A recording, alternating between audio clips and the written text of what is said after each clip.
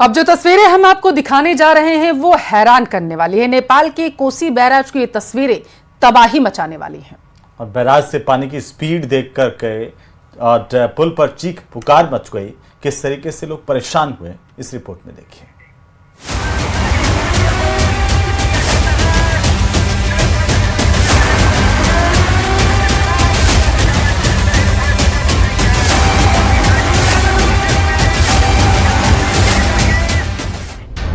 नेपाल में बाढ़ का प्रलयकाल।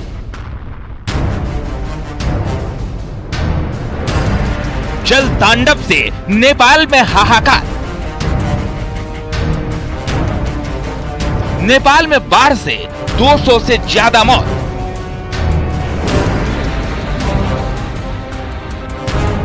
नेपाल में कहर, यूपी बिहार तक असर।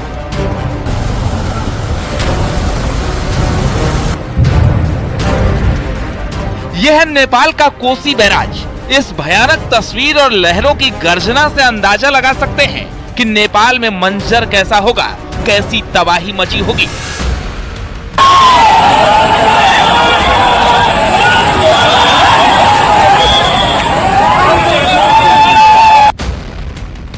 बैराज से पानी की स्पीड देख पुल पर चीख पुकार मच गई। लोग पुल से भागने लगे। ऐसा लग रहा था मानो पानी अपने साथ इस बैराज को भी बहा ले जाएगा।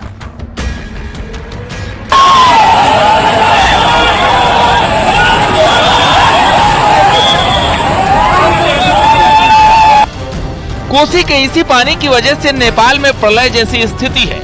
नदियां उफान पर हैं और गांव के गांव बाढ़ के पानी में समा चुके हैं। 200 से ज्यादा लोगों की मौत होने की खबर है। कई लोग लापता हैं।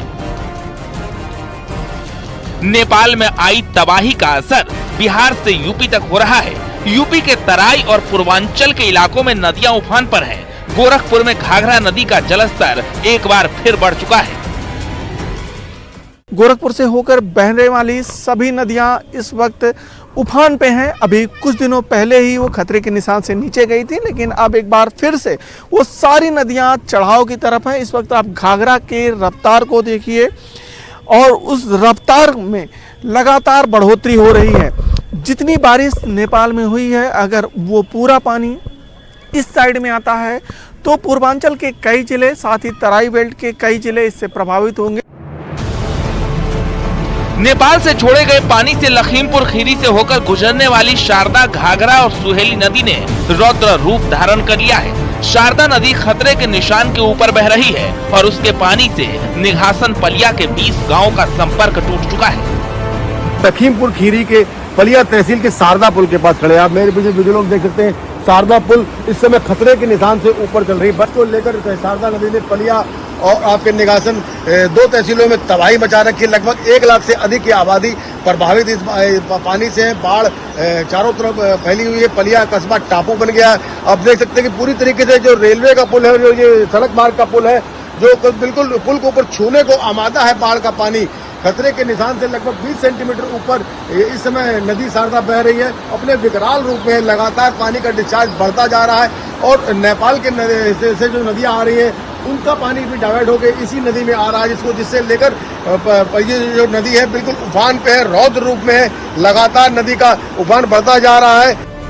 नेपाल से गंडक नदी में छोड़े गए पानी से कुशीनगर में भी बाढ़ की बड़ी समस्या है। रास्ते टूट गए हैं और इलाके में नाव चल रही है।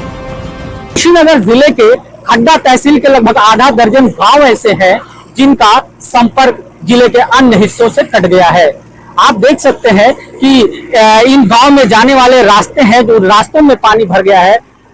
यहाँ के लोग किस तरह से जीवन यापन कर रहे हैं, आप इसका सहज अंदाजा लगा सकते हैं। कितनी दुश्वारियां उठानी पड़ रही है, इनका जीवन कितना बुरा हो गया है, ये खुद आप समझ सकते हैं। क्योंकि यहाँ ना आने का रास्ता है और ना ही जाने का रास्ता है। सबसे बड़ी बात यह है कि इस बार जो नेपाल से निकलने वाली नदी नारायणी गंडक नदी है, इसमें लगभग 5.5 लाख क्यूसेक पानी छोड़ा गया है, जिसके बाद इन गाँव में बड़ी संख्या में बाढ़ का पानी घुसा हुआ है। एक ओर नेपाल से छोड़े गए पानी से आई बाढ़ और दूसरी ओर लगातार हो रही बारिश से यूपी के कई इलाके पानी है। मामले को लेकर सीएम योगी ने अधिकारियों के साथ समीक्षा बैठक कर पूरी तत्परता से काम करने के आदेश दिए। बाढ़ और बारिश प्रभावित जिलों में अधिकारियों को लगाए गए हैं। लोगों को राहत पहुंचाने और फसलों के नुकसान का आकलन करने के लिए जिला अधिकारियों को कहा गया है। महाराजगंज, बलिया, फर्रुखाबाद, गोंडा, कानपुर, कुशीनगर, लखीमपुर खीरी, गौतम बुद्ध नगर, हरदोई, शाहजहांपुर, सीतापुर में बाढ़ और बारिश से पैदा हुए हालात पर सीएम योगी की नजर है। Bureau report, news 18। तो वहीं भारत ने आतंक के मुद्दे पर संयुक्त राष्ट्र में पाकिस्तान को कड़ा संदेश दिया। विदेश मंत्री एस जयशंकर ने पाकिस्तान को साफ शब्दों में कहा कि पाकिस्तान पीओके को छोड़ देगा। तभी भारत और पाकिस्तान के बीच समस्याओं के समाधान के लिए बातचीत संभव है। विदेश मंत्री एस जयशंकर ने सीमा पर आतंकवाद पर पाकिस्तान को कड़ी चेतावनी दी। रिपोर्ट देखिए।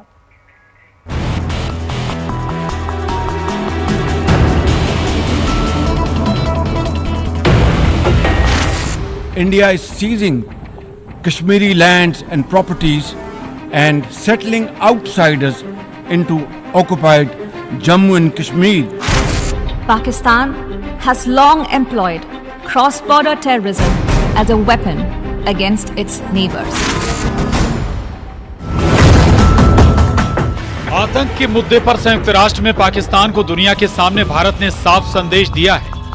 विदेश मंत्री एस जयशंकर ने कहा कि भारत और पाकिस्तान के बीच समाधान तभी होगा जब पाकिस्तान पीओके को छोड़ देगा। जयशंकर ने पाकिस्तान को आतंक के मुद्दे पर भी जमकर घेरा। विदेश मंत्री एस जयशंकर ने पाकिस्तान को सीमा पार आतंकवाद के लिए कड़ी चेतावनी दी और कहा कि पाकिस्तान को इसका परिणाम भुगतना होगा। Pakistan's cross-border terrorism policy will never succeed, and it can have no expectation of impunity. On the contrary, actions will certainly have consequences. संयुक्त राष्ट्र के 79वें सत्र को संबोधित करते हुए विदेश मंत्री ने पाकिस्तान को जमकर धोया। एस जयशंकर ने पाकिस्तान को चेतावनी देते हुए कहा कि पाक की आतंक नीति कभी भी सफल नहीं होगी। पाकिस्तान अपने कर्मों का फल भुगत रहा है। विदेश मंत्री यहीं नहीं रुके, उन्होंने कहा कि पाकिस्तान की जीडीपी सिर्फ कट्टरता में काम आती है। The issue to be resolved between us is now only the vacation of illegally occupied Indian territory by Pakistan, and of course the abandonment of Pakistan's long-standing attachment to terrorism. इससे पहले UP के CM Yogi Adityanath ने भी कश्मीर में प्रचार के दौरान कहा था कि पीओके भारत में शामिल होने को तैयार है, क्योंकि पाकिस्तान कंगाल हो चुका है और पीओके के लोग भारत के साथ आना चाहते हैं।